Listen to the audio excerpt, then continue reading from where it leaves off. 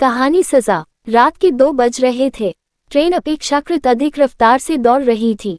दोपहर को जब पूजा स्टेशन पहुंची तो पता चला कि ट्रेन 2 घंटे देरी से चल रही है। पूजा को कुटकुलाहट सी होने लगी। पापा से मिलने में 2 घंटे और विलंब होने जा रहा था, परंतु फिलहाल जो ट्रेन की रफ्तार थी उससे तो यही आभास हो रहा था कि ट्रेन निश्चित समय पर पहुंच जाएगी। वैसे तो पूजा को ट्रेन में सदैव जल्दी नींद आ जाती है, पर आज प्रयास के बावजूद भी नींद आंखों से कोसों दूर भटक रही थी। कदाचित पापा के ही इर्द गिर्द अब पापा के दर्शन के बगैर नींद आने की कोई संभावना भी नहीं थी। यदि पापा के सामीप्य में पूजा को सुख मिला तो जीवन में सहजता आएगी, अन्यथा क्या मां की तरह सदैव एक दुखी जीवन जीने को बाध्य नहीं होना पड़ेगा उसे। आकांक्षा के अनुरूप कुछ मिल न पाने की व्यथा मानव मन को तोड़ती तो है ही। यदि मानव में आत्मविश्वास की किंचित भी कमी हो जाए तो हृदय पर एक ऐसी सख्त गांठ पड़ जाती है जिसे खोलते खोलते आदमी स्वयं टूटने लगता है। इस वक्त पूजा की आकांक्षाएं तो आकाश को छू लेने जैसी उत्साहित हैं। वो खुश है, बेहद खुश, क्योंकि आखिरकार उसने मां को मना ही लिया। बस एक बार वो पापा के पास जाना चाहती थी, उनके साथ रहना चाहती थी, देखना चाहती थी कि कैसे है पापा, जिनके विरह में उसने सदैव मां की आंखों को लबालब देखा था। मां के होठों से पापा के लिए कभी स्नेह के बोल तो नहीं सुने थे पूजा ने, पर आंखों का गीलापन निश्चित ही पापा के प्रति उनके स्नेह को प्रतिबिंबित करता था। बचपन से पापा के सामीप्य के लिए ललकता रहा था पूजा का मन। किसी भी बच्चे को पापा के आलिंगन में देखते ही उसके बाल मन में कई प्रश्न कुलबुलाया करते थे।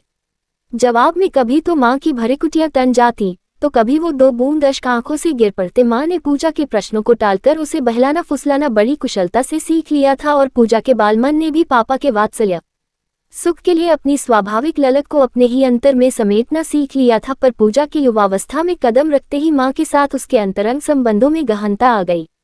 मां अब सिर्फ मां नहीं बल्कि एक सखी भी बन गई थी। दोनों की अंतरंगता ने बातों के आदान प्रदान में उन्मुक्तता ला दी थी, और कई बातें जो सालों से हृदय में दबी पड़ी थी वो बंधन मुक्त हो बाहर निकलने लगी। फलस्वरूप दोनों के जीवन में स्नेह शांति की ऐसी बयार बहने लगी कि घर का हर कोना माँ बेटी की खिलखिलाहट से गौरवान्वित होने लगा था। पूजा को जब पहली बार एक युवक ने छेड़ा था तो माँ से उस घटना का जिक्र करते करते लाल हो उठी थी वह, और माँ ने उसे अंक में भर लिया था, बेटी अब तुम जवान हो गई हो, अब तो ऐसी छुटपुट घटनाएं होती रहेंगी, इसे ज्यादा गंभीरता से नहीं लेना चाहिए। जब तक कोई बड़ी बात न हो तब तक बेवजह आक्रोश में आकर कोई प्रतिक्रिया भी नहीं करनी चाहिए। सुनकर खिलखिलाकर हंस दी थी पूजा। छी माँ कैसी बातें कर रही हो, रे इसमें छी की क्या बात है। एक युवा खूबसूरत लड़की को देखकर मनचले लड़कों की कुचका देने की आदत तो आम है। माँ मुस्कुराती हुई बोली थी। उसे रोज पहली बार माँ की आंखों में मुस्कान नजर आई थी पूजा को। माँ भी तो खूबसूरत है, बेहद खूबसूरत। जब हंसती है तो गालों पर गड्ढे पड़ जाते हैं जो माँ के मासूमियत भरे सौंदर्य को दोगुना कर जाते हैं। तुम्हारे जीवन में भी ऐसा अनुभव आया होगा ना माँ। जवाब में मुस्कुरा कर रह गई थी अमृता। प्लीज माँ कुछ बताओ ना, क्या बताऊं, कहते हुए माँ के गाल सुर्ख हो उठे थे। अपनी युवावस्था के बारे में कुछ मजेदार बातें बताओ ना माँ। पूजा ने लड़ियाते हुए माँ के गले में बाहें डाल दी। वैसे तो ढेर सारी घटनाएं घटी थी, पर एक घटना जो मेरी जिंदगी का अहम हिस्सा बन गई वही बताती हूँ। एक रईस पिता का आवारा लड़का कॉलेज में मेरे साथ पढ़ता था। मेरे गालों पर पड़ने वाले गड्ढों को देखकर उसने मेरा नाम शर्मिला टैगोर रख दिया था। हर बार वो इसी नाम से मुझे चिढ़ाया करता था। मैं यही कोशिश करती कि उसकी बातों की तरफ ध्यान न दूं, लेकिन वो था कि बुरी तरह से मेरे पीछे पड़ गया था। एक दिन जब मैं प्रैक्टिकल के बाद कॉलेज से निकली तो पता चला कि बसों की हड़ताल शुरू हो गई है, लिहाजा पैदल ही निकल पड़ी। उस रोज उस लड़के को अच्छा अवसर मिल गया। वो अपने स्कूटर से मेरे पीछे आने लगा। मैं उसके दुस्साहस पर दंग थी और भयभीत भी। ओ मेरे सपनों की रानी कब आएगी तू, गुनगुनाते हुए कभी मेरे आगे चला जाता तो कभी पीछे जाता, और मैं रुआसी हो उठी। तभी एक आकर्षक नौजवान स्कूटर सहित मेरे सामने आ खड़ा हुआ और आदेशात्मक लहजे में उसने मुझसे स्कूटर पर बैठने को कहा। मैं उस लड़के से इतनी परेशान थी कि बगैर किसी आनाकानी के उसके स्कूटर पर बैठ गई। उसने मेरा पता पूछा और मुझे घर पहुंचा दिया। क्या फिर कभी तुम उनसे मिली थी माँ? हाँ, कई बार। उस घटना के बाद वो मेरा सबसे करीबी मित्र बन गया था। हम लगभग रोज मिलते थे। क्या तुम्हें उनसे प्यार हो गया था माँ? हाँ, सच उछलते हुए पूजा ने पूछा। फिर क्या हुआ शादी? माँ खिलखिलाकर हंसती हुई बोली। वो तुम्हारे पापा ही तो थे। माँ की हंसी उस रोज थम ही नहीं रही थी। जब पापा से जुड़ी बातें माँ को इतना सुख देती हैं तो पापा के साथ ने उन्हें कितना सुख दिया होगा। पूजा सोचा करती, माँ की पलकों में सालों से जो गीलापन देखती आई थी पूजा, उसका कारण जाने क्या था, पापा का बिछोह या उससे अधिक कुछ और। पूजा सब कुछ जान लेना चाहती थी। सच्चाई जानने के उद्देश्य से वो बार बार माँ से पापा का विषय छेड़ देती। माँ ने भी सालों तक पूजा के आगे कभी अपने मन की परतों को उधेड़ा नहीं था, पर अब वो भी जैसे पूजा को अपनी भावनाओं की सहभागी बनाकर अपूर्व सुख पा रही थी। माँ ने पूजा को सब कुछ बताया, पापा की नौकरी, पूजा का जन्म, मुंबई की एक चाल में उनके द्वारा बिताए गए दिन, पापा का फ्लैट खरीदना। यही सब कुछ माँ की बातचीत का विषय हुआ करता था। लेकिन ये सारे वार्तालाप माँ पापा के उस अलगाव के कारण को बेपर्दा नहीं कर पाए। अंततः पूजा को एक रोज बड़े साहस के साथ माँ से पूछना पड़ा था, माँ, मैं कई बार सोचती हूँ आप और पापा अलग क्यों हो गए। पूछते ही धक्का सा लगा माँ को, जैसे उन्होंने कभी यह सोचा ही नहीं था कि पूजा उनसे ये प्रश्न करेगी। कुछ देर वो चुपचाप पूजा के चेहरे को निहारती रही, फिर धीरे से उठकर पूरे कमरे में चहलकदमी करते हुए बोली, मैं काफी दिनों से तुम्हारे इस प्रश्न की प्रतीक्षा कर रही थी, पर विश्वास नहीं था कि तुम इतनी जल्दी पूछोगी। बेटी, तुम्हारे पापा और मेरे अलग होने के कारण के बारे में मैंने कभी किसी से कोई बातचीत नहीं की। इसकी एक बहुत बड़ी वजह यह थी कि मैं किसी को भी अपने दर्द का सहभागी बनाने की इच्छुक नहीं थी। मैं अपना दर्द सिर्फ तुमसे बांटना चाहती थी, सिर्फ तुमसे। तुम छोटी थी, इसीलिए तुमसे कभी कोई चर्चा नहीं की, लेकिन अब तुम्हें अपनी व्यथा बता सकती हूँ। कहते कहते रुक गई माँ, गालों तक फैल गए आंसुओं को उन्होंने आंचल से पोंछ लिया और बोली, बेटी, तुम्हारे पापा से विवाह मैंने अपनी मर्जी से किया था। अपने घरवालों के विरोध के बावजूद मैंने विवाह किया, तो सिर्फ इसलिए कि तुम्हारे पापा पर अटूट विश्वास और प्यार था मुझे। उनके साथ जीवन बिताना ही मेरे लिए संसार की सबसे बड़ी उपलब्धि बन गई थी। शादी के बाद तो मैं उनके प्रति बेहद कंजूस भी हो गई थी।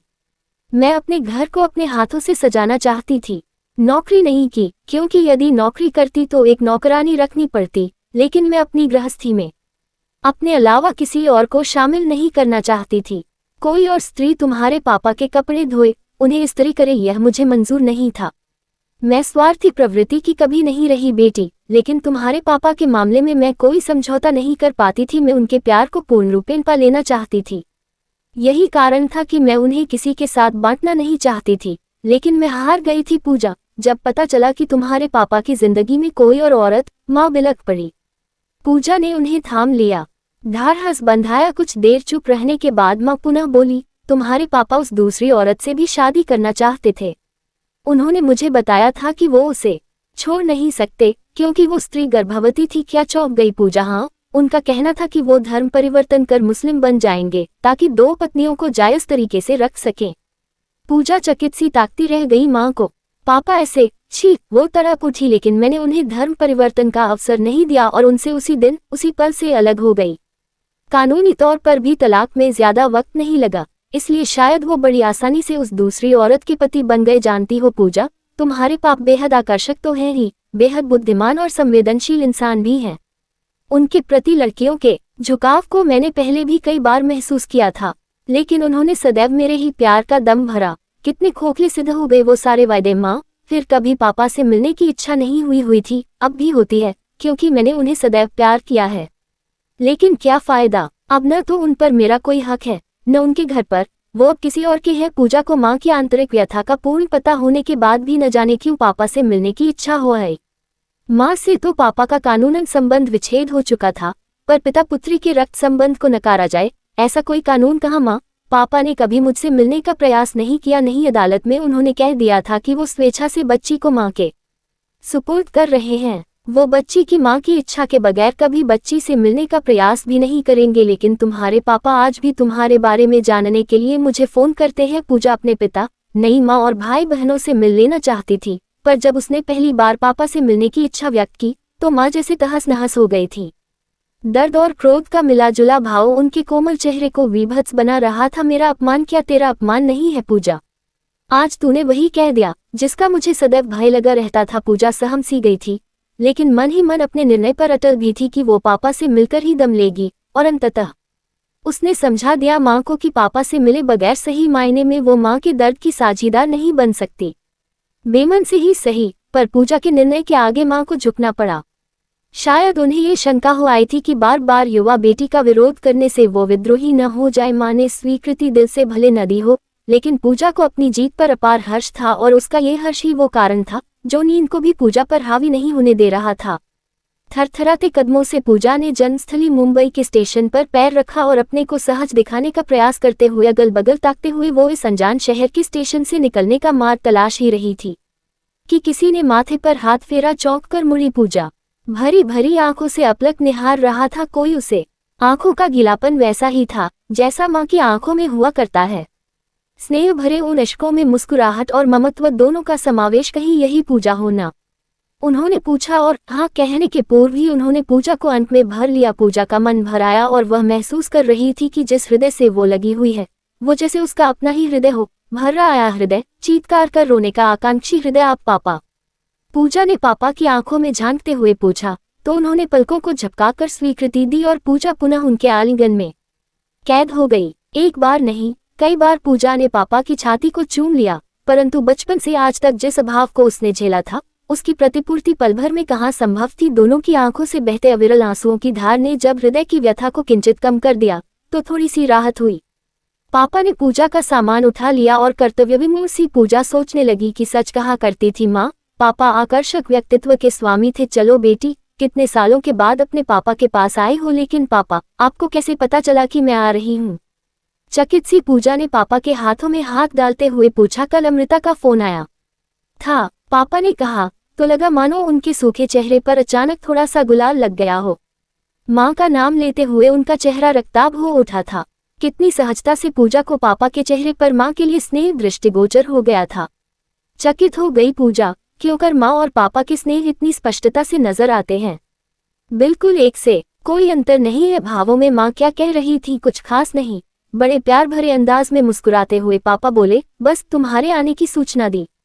तुम इतने बड़े शहर में पहली बार अकेली आ रही हो, शायद इसी वजह से वो घबरा रही थी और सचमुच ये डरने की बात ही तो है।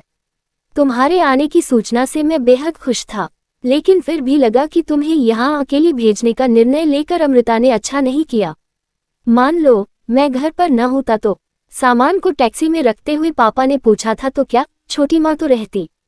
अनायास ही बोल गई पूजा, बगैर कुछ सोचे समझे, और पापा का चेहरा मासूमियत से भर गया।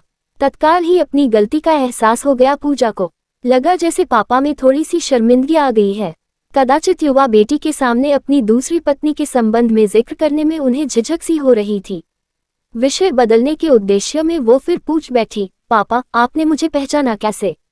मैंने भी अमृता से यही पूछा था कि अपनी बेटी को पहचानूंगा कैसे, और अमृता ने बताया था कि तुमने लाल रंग का सलवार कुर्ता पहना है जिस पर पीले फूल हैं, तुम्हारे दुपट्टे का रंग पीला है, तुम्हारे हाथ में सफेद पर्स और भूरे रंग का एयर बैग होगा।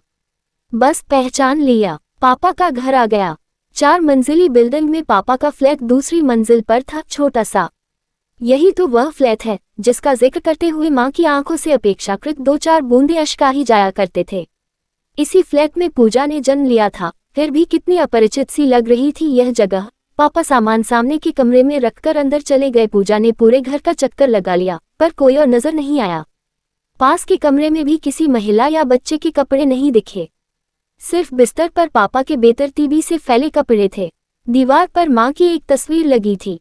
छोटी माँ की कोई तस्वीर कहीं नजर नहीं आ रही थी, न ऐसी कोई वस्तु जिससे आभास हो कि पापा के अलावा भी कोई यहाँ रहता है। तो क्या छोटी माँ भी छोड़ गई पापा को? ढेर सारे प्रश्न बुलाने लगे पूजा के मन में। पूजा, चलो बेटी तुम हाथ मुंह धो आओ, फिर नाश्ता करेंगे और फिर ढेर सारी बातें भी तो करनी है तुमसे। नहाना धोना बाद में होता रहेगा, ठीक है ना? उल्लासित स्वर में पापा ने कहा तो पूजा पापा की आंखों को निहारती रह गई, जहां वैसे ही अश्क मुस्कुरा रहे थे जैसे माँ भी आंखों में मुस्कुराया करते थे। पापा आप यहाँ अकेले? हाँ अभी तो अकेला हूँ, पर थोड़ी देर बाद एक बूढ़ी अम्मा आएगी, मेरे लिए खाना बनाएगी, मेरे कपड़े साफ करेगी और फिर चली जाएगी। पापा, छोटी माँ नाश्ता कर लो बेटा, फिर इत्मीनान में बातें करेंगे। नहीं पापा, बताए मुझे। छोटी माँ, पूजा तुम्हारी सिर्फ एक ही माँ है अमृता। ऐसा कैसे हो सकता है पापा? माँ ने मुझे सब कुछ बताया है। क्या माँ ने जो कुछ कहा वो गलत था? नहीं बेटा, वो सब सत्य ही था, पर जिसे तुम अपनी छोटी माँ का संबोधन दे रही हो वो तुम्हारी माँ बनने के पहले ही इस दुनिया से चली गई। एक सड़क दुर्घटना में उसका निधन हो गया। पापा, यह आप क्या कह रहे हैं? हाँ बेटी, यही सच है। जानती हो पूजा, वो तुम्हारी माँ बनना भी नहीं चाहती थी, लेकिन मेरी ही जिद थी। मैं अपने पाप का प्रायश्चित करना चाहता था। उसका नाम नंदिता था। मैंने नंदिता को कभी प्यार नहीं किया, यह नहीं कहूंगा, क्योंकि मित्रता बगैर स्नेह की संभव नहीं। दरअसल मुझसे गलती हुई थी। बस एक बार मैं हमारी मित्रता के बीच खींची लक्ष्मण रेखा को लंघ गया। लेकिन मैंने अपनी गलती स्वीकार कर ली थी और मैं अपने पाप का प्रायश्चित करना चाहता था, लेकिन अवसर नहीं मिला। पापा, आप तो माँ से बात करते रहते हैं ना, क्या आपने कभी उन्हें यह नहीं बताया कि छोटी माँ नहीं रही? नहीं पूजा, मैं इतना स्वार्थी नहीं हो पाया। नंदिता की मौत की बात कहकर अमृता द्वारा दी गई सजा को कम करवा लेता तो स्वयं अपनी ही नजरों में गिर जाता। सोचता था कभी न कभी सजा पूरी होगी ही। पूजा अपलक देखती रह गई।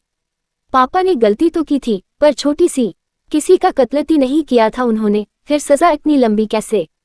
सालों साल अकेलेपन को भोगने की सजा आजीवन कारावास से कम तो नहीं। अच्छा हुआ जो वो आ गई, अन्यथा माँ पापा के बीच की दीवार कभी न गिरती। न माँ कभी कोई स्पष्टीकरण मांगती, न पापा कुछ कहते। पूजा उठ गई। पापा नाश्ता बाद में करेंगे, पहले माँ को फोन पर सच्चाई बता दूं। पूजा, इतनी जल्दी भी क्या है बेटी, पहले नाश्ता तो कर लो। बहुत देर हो गई है पापा।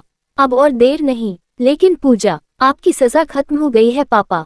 जानते हैं, आज भी माँ वैसे ही हैं। आप देख लीजिएगा, वो एक फोन पर ही भागी चली आएंगी। पूजा तेजी से फोन की तरफ बढ़ी। माँ को ये बताने की गलती तो शायद छोटी सी थी, पर पापा की सजा लंबी हो गई, बहुत लंबी। माँ ने भी तो सजा भुगती थी, पापा को ना समझ पाने की सजा। पर माँ के पास काम से कम पूजा स्वयं तो थी, लेकिन पापा, उनके पास तो सिर्फ उनकी तन्हाइयाँ थीं। पर अब सजा का अंत हो गया था और अंत तो होना ही था।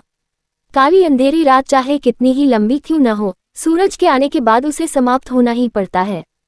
पूजा माँ और पापा के लिए सूरज ही तो थी, सवेरे का सूरज।